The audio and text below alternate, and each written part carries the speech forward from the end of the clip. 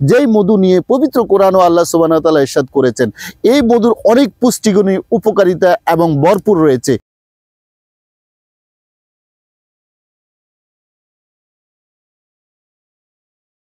সুপ্রিয় দর্শক বন্ধু, হাতে দেখছেন সরিষা। এই সরিষা ফুল বাংলাদেশের প্রত্যন্ত অঞ্চলে এই সরিষা ফুল চাষ হয়। গ্রাম থেকে গ্রামে এই সরিষার এক আবাদ চলে। ইতিহাস বলে ভারত সহ অন্যান্য দেশে এই সরিষা উৎপাদন হয়ে থাকে। তো এই সরিষা ফুল বলার অপেক্ষা রাখে না, শীতকালীন মৌসুমে বরি শস্যা, রহি শস্যা উৎপাদন হয়ে থাকে। তো আমরা যখন এখন যে সয়াবিন তেল ইউজ করে থাকি, তখনকার সময় এই সয়াবিন তেল ছিল না, সরিষা নামে ছিল। সরিষা ঘানিভাঙ্গা দিয়ে সরিষা উৎপাদন করে নরমালি তো এরকম জমি থেকে যখন ফুল আসে, ফুলের পরে আপনার এটা যখন পাকাপুক্ত হয়ে যায়, তখন এরকম ছোট ছোট ছোট বিচি হয়ে থাকে। এই বীজ থেকে সরিষা উৎপাদন হয়ে থাকে। আমাদের গ্রাম বাংলা মাহেরা অথবা শাশিরা এই শস্যগুলা জমিন থেকে উঠিয়ে নিয়ে তাহারা এগুলা নিয়ে তাদের বিভিন্ন সরঞ্জাম দিয়ে সরিষাটা এগুলা থেকে নিয়ে থাকে। নেওয়ার পরে পরবর্তী এটা গানিতে দিয়ে থাকে, সেখান থেকে সরিষার তেল উৎপাদন করে থাকে। এক সময় এই সরিষার সারা কোনো বিকল্প ছিল না। তেল হিসাবে আমাদের বাংলাদেশের ব্যবহার হতো সরিষার তেল। এই সরিষার তেল শুধু আপনার যে রান্নার কাজে ব্যবহার হতো সেরকম না, এই সরিষার তেল ব্যবহার হতো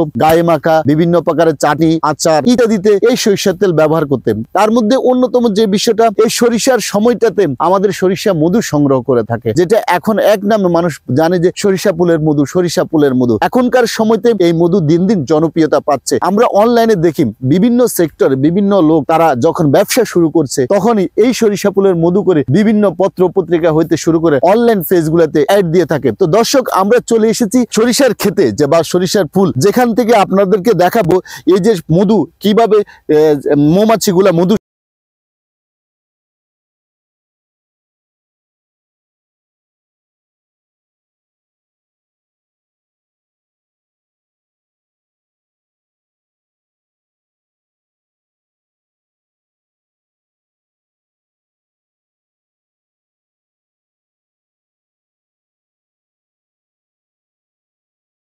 সরিষা ফুলের যে দুটি প্রধান বৈশিষ্ট্য আছে আমাদের। একটি হলো আমরা সরিষা ফুল থেকে আমরা সরিষা সংগ্রহ করে সেটা থেকে আমরা তেল সংগ্রহ করি, যেটা আমাদের বাসা বাড়িতে হাউস ওয়াইফস এর একটা নিত সঙ্গী হিসাবে কাজ করে। বা আমাদের এখন বাংলাদেশে সবচেয়ে সরিষা তেল সবচেয়ে জনপ্রিয় হচ্ছে ডে বাই ডে। তো আরেকটা সংগ্রহ হলো আমরা মধুর সময়তে মধু সংগ্রহ করে থাকি নভেম্বর আর ডিসেম্বর মাসে। তো এই মধু পবিত্র কোরআনে সূরা মুহাম্মদের 15 নম্বর আয়াতে বলা হইতেছে, আল্লাহ সুবহানাহু ওয়া তাআলা বলেছে, আমি জান্নাতের মধ্যে তোমাদের মধ্যে দুধের নহর, নহর এবং মধুর ঝর্ণা রেখেছি, যেই মধু নিয়ে পবিত্র কোরআন ও আল্লাহ সুবহানাহু ওয়া তাআলা ইরশাদ করেছেন।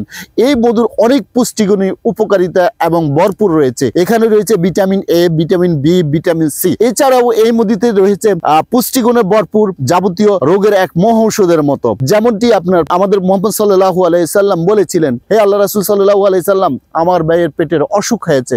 আল্লাহ রাসূল সাল্লাল্লাহু আলাইহি সাল্লাম বললেন, যাও তোমার ভাইকে মধু খাও। পরবর্তী সেই মধু খাওয়ায় আবার আল্লাহ রাসূল সাল্লাল্লাহু আলাইহি সাল্লামের কাছে এসেছিলেন, বলছেন, আল্লাহ রাসূল, আমার ভাইয়ের আরো বেড়ে গেছে পেটের অসুখ। তখন আল্লাহ রাসূল সাল্লাল্লাহু আলাইহি সাল্লাম বলছেন, আবার মধু খাও। তখন আবার মধু খাওয়ানোর পর আল্লাহ রাসূল সাল্লাল্লাহু আলাইহি সাল্লামের কাছে আবার সেই লোকটি এসেছিলেন, এসে বললেন, রাসূল, আমার ভাইয়ের রোগ আরো বেড়ে গেল। তখন আল্লাহ রাসূল সাল্লাল্লাহু আলাইহি সাল্লাম, যে আল্লাহ সত্য বলেছেন, মধুতে শেফা আছে, তুমি যাও আবার মধুর খাও, তোমার ভাইয়ের পেটে অসুস্থ বলেছে। তো আল্লাহ রাসূল সাল্লাল্লাহু আলাইহি সাল্লামের কথা মতে আবার সাহাবী চলে গেছে, আবার মধু খাওয়ালো। পরবর্তী সময় সে সাহাবীর ভাই সুস্থ হয়ে গেল।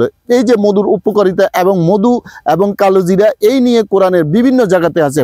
তার মধ্যে সূরা নহল নিয়ে, মৌমাছি নিয়ে একটা সূরা আছে, যে মৌমাছির বিষয়ে অনেক বর্ণনা করেছেন আল্লাহ সুবহানাহু ওয়া তাআলা। এই সরিষা ফুল আমাদের। তো প্রিয় দর্শক, আজকে এই পর্যন্ত, এখানেই শেষ করব। সরিষা নিয়ে অন্য কোনো স্থানে অন্য কোনো ভিডিও নিয়ে আপনাদের সামনে হাজির হব। সেই পর্যন্ত ভালো থাকবেন, সুস্থ থাকবেন। আল্লাহ হাফেজ।